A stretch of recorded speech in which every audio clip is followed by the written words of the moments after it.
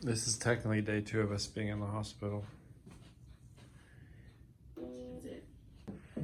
Basically, today we think we know what's going on, and if things go well, we think we know how long we'll be here.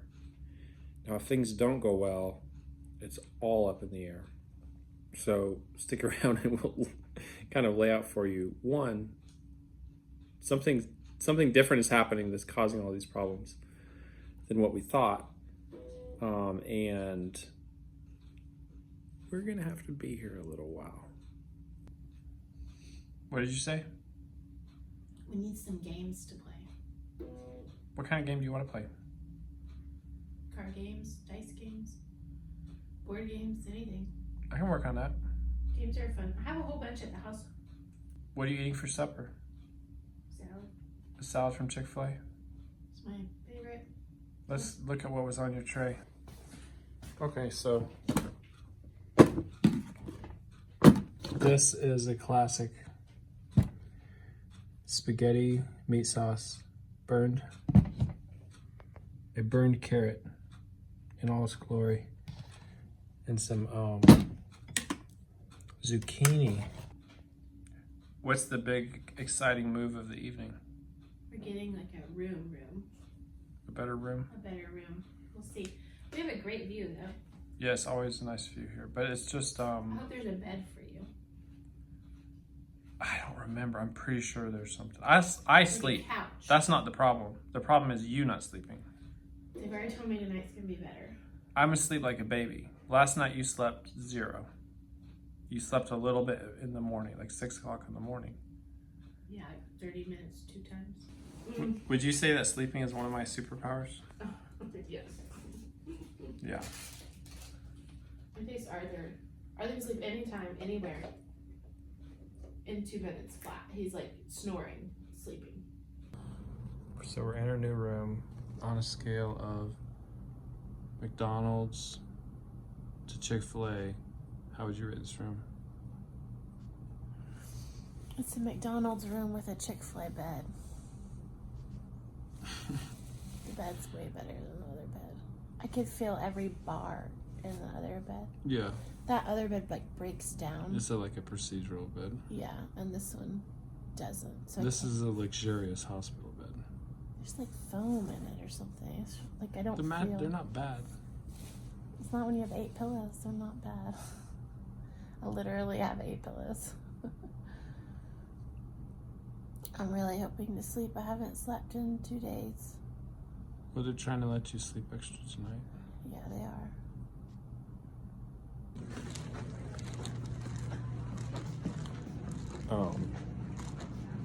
We're going back to the other room because she's bleeding more.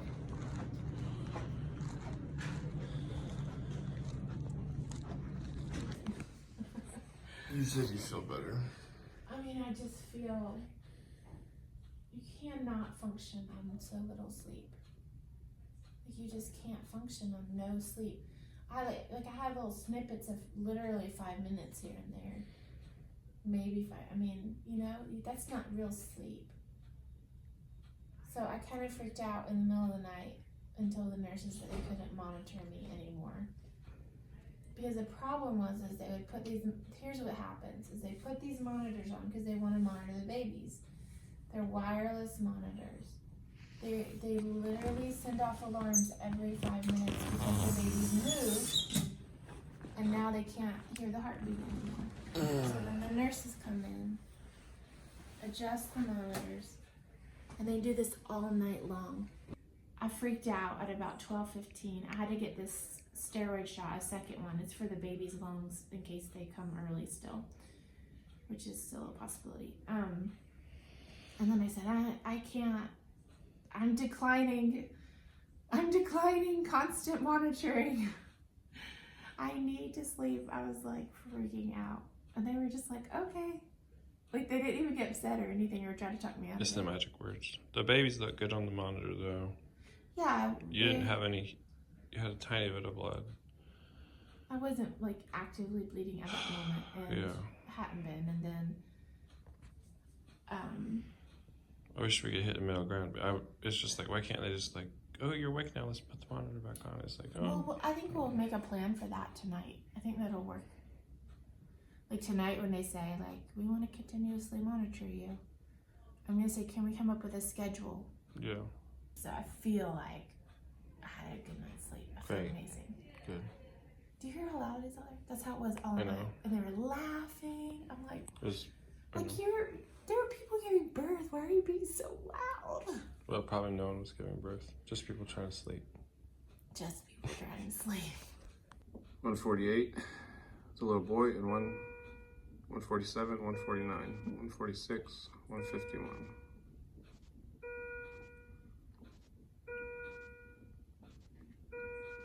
So at the beginning of this video, we said we're going to talk about the new diagnosis and how long we're going to be in here for. You want to hand me that? If I move, I'll mess up the monitor. So the new diagnosis Sorry. after post the ultrasound is that we think it's a placenta previa that's bleeding. Complete placenta previa, which means baby girl's placenta is actually over my cervix, which means a lot of things. But on top of that, it's bleeding, so it's sort of like an abruption, which is when your placenta isn't attached to your uterus. And everything's stable and fine right now, but it can go from stable and fine to a true emergency very quickly. So when you have this condition, it's encouraged that you stay in the hospital and be monitored all the time, which is understandable. I have a lot of emotions about everything, but honestly, when you're in a position like this, you're mostly just thankful that your babies are still in your belly, because they are very, very little. And the longer they can stay in, the better it'll be for them. So we had to have a lot of talks with doctors yesterday. NICU, the kind of like head NICU doctor, and then the head L&D doctor. They were both really, really helpful. They were really intense conversations that made me cry a lot. Just because of, all the things that can happen with the babies. And with me, honestly, with this condition, it's also really dangerous for me because I can hemorrhage, and it's just all very risky.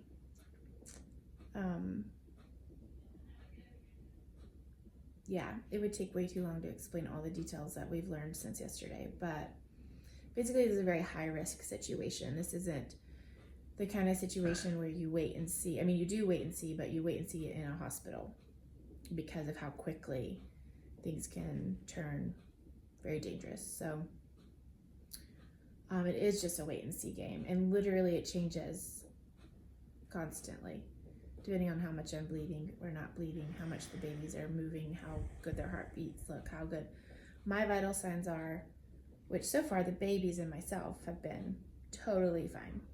It's just it's the bleeding that is the most concerning. So yeah, so there's so much to be thankful for. There's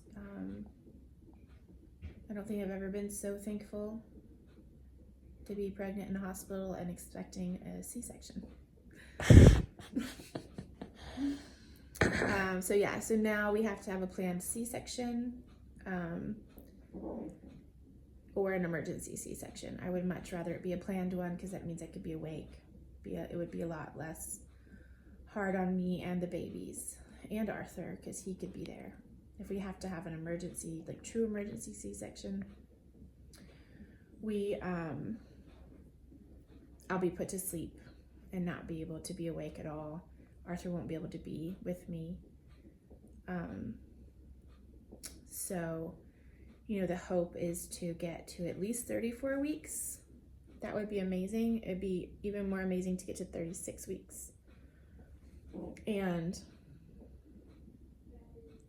those would be, everything changes every day. So I can't tell you what's going to happen. It is possible, though very unlikely, that your placenta could stop bleeding and then it could migrate and move off your cervix. It's extremely unlikely, though. Yeah, even with my own reading, I see that it's very unlikely. It has happened. It does happen. Because I'm only 27 weeks, so my uterus is still expanding, which means the placenta can still move up the wall of the uterus. It doesn't really move. It's just like if something's on a point here and that if something's like here on something and that something moves up, then it'll move too. There's still so much. It's just so much. And the best thing is that they stay in. Yeah. And that's what. They're both off the monitor. If you hear the beeping, this is all day long, all night long. Because they're on these monitors and they move, and then the monitor's like, oh no, no heartbeat. But they just moved out of the way. Yeah. All right, he's back on.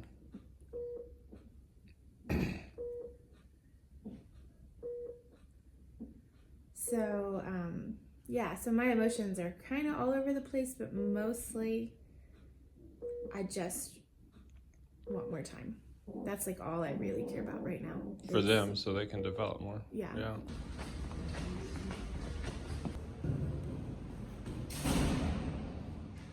Leaving the hospital. Headed to check on the kids. Everything seems really stable here.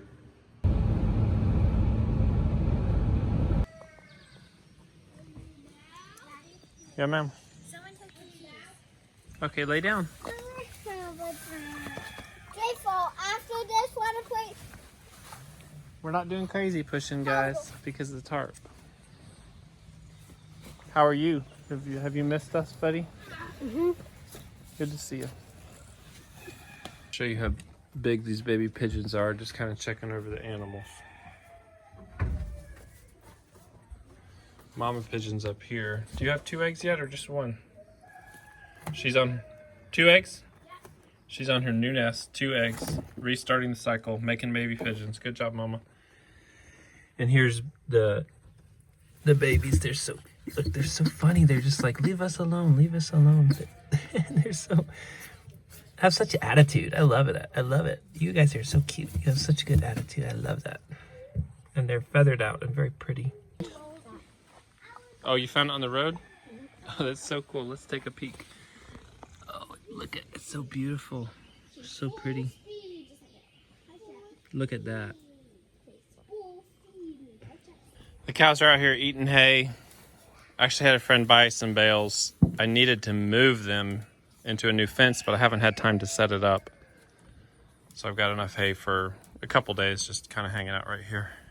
And I'm just basically cutting extra growth off some of these tomatoes here because they're just getting way too big and bushy.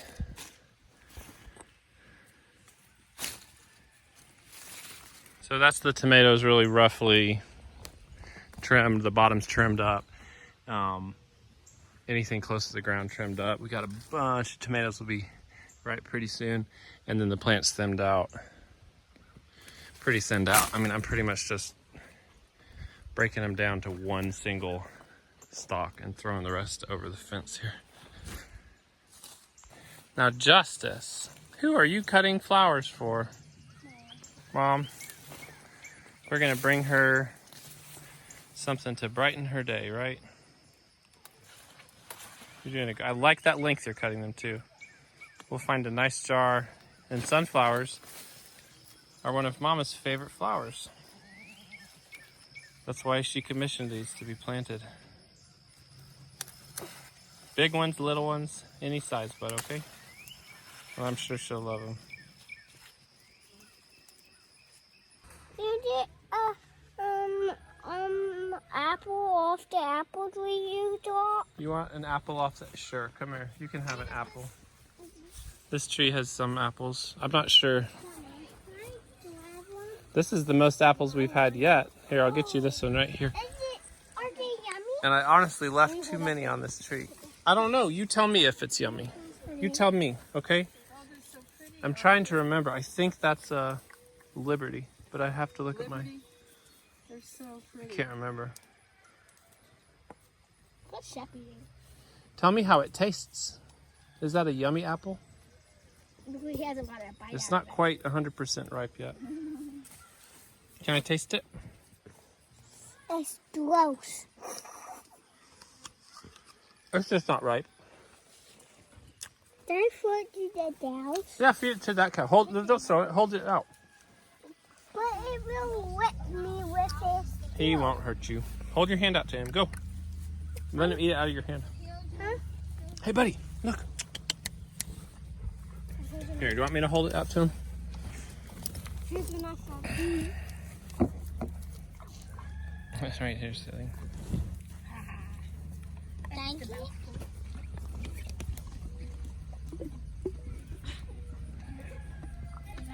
He's cheering it up. Sour, isn't it, bud? That's super sour. He's drooling all over. Is that funny? Mm-hmm. Do you think he liked it? Mm-hmm.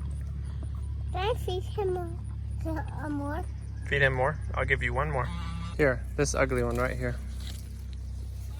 You don't like it, I think. Here.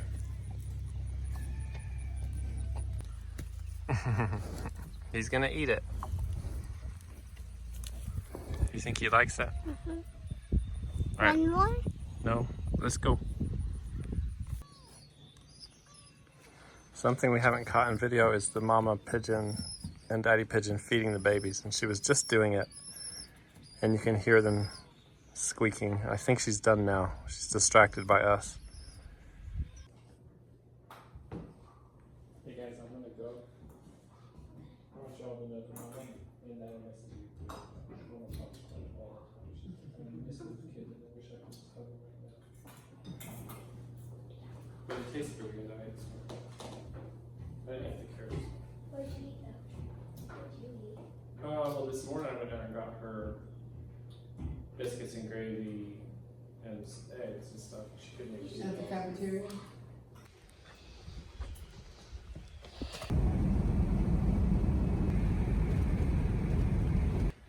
Alrighty, here you go. Justice picked those. Are these our first sunflowers? Yeah, That's amazing. beautiful, huh? I can't believe I get to have them. So, the other question we said we were going to answer is how long this might take. She's having contractions now, again. Just getting some IV fluid. That's kind of standard treatment. If this doesn't slow them down, then I'll be on a what's the drug called? I'm not going to say it on camera. Why? Okay, anyway, Visteral. to slow down the contractions if possible. They're asking you to rate the pain of your contractions. You're like, oh, it's a 1. They're all 1s. They're all ones. They just feel different from each other. How long are we going to be in here for? Probably a long time. Minimum? There really isn't a minimum. I mean, I guess 7 days, but she says it's highly unlikely. More like until the babies are born. They told us 5 to 7 days initially. That's best case. If nothing else happens, all the bleeding goes away, we might be able to go home in 5 to 7 days. But yeah, it's all up in the air. What And she told me today was that typically bleeding placenta previa with twins, you don't leave the hospital till you give birth. which could be tomorrow, or it could be in a month, We want it to be at least 34 weeks, 36 weeks which ideally. is quite a ways out. That's a long time. And we're not saying exactly how far along. We've never done that. Yeah, we're saying it now. Oh, It's fine. I'm 27 and 27 in 3 4 days. today. We're counting every day the babies stay in as a success, because just a few days can make a huge difference.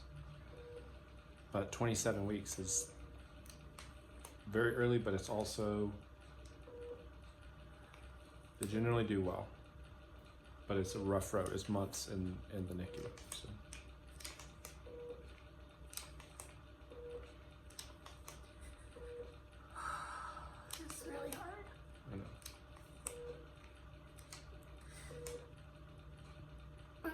about me. I'm worried about the babies, and I'm worried about our kids. They're really starting to miss me. Yeah. I can't even see them. You know, they can't even see me. They need me. They need a hug. We're gonna try to have a little meetup here in the next few days, out just like right outside the door of the hospital. Yeah, they said I could, in a couple of days, probably go outside in a wheelchair and like, have a picnic with the kids. If things are going well.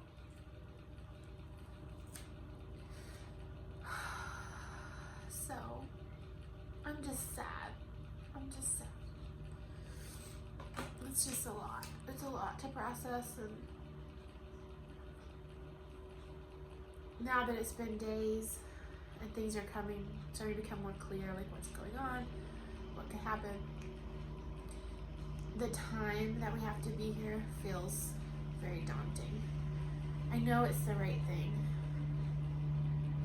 but we have other children at home who I miss terribly already. Yeah. And hearing them call me saying they just want me to hold them, which I want those phone calls. I don't want them to stop calling me. It's just really, really hard when you can't be there for your kids. That's the hardest thing. That's what's gotten me really sad tonight.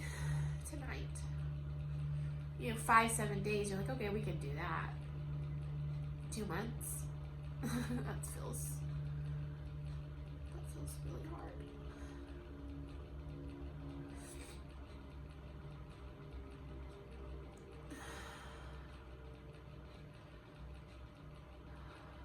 It's actually kind of a hard contraction. Oh, it's because he's kicking me at the same time. Well, guys, I think we're gonna leave it right there. Thank you for all your very, very kind comments and your prayers and support in this. We will update you tomorrow. I think I want to tell them specific things to pray for. Yeah. Please pray specifically that the babies stay in till at least 34 weeks. My miracle prayer is to get them in till 36 weeks. And that I get to have a planned C-section, not an emergency C-section. And just pray for our kids' little hearts. That they would be comforted by Jesus and by the Holy Spirit and by their grandmother and their father. I mean, children need their mom, but I just pray for our kids.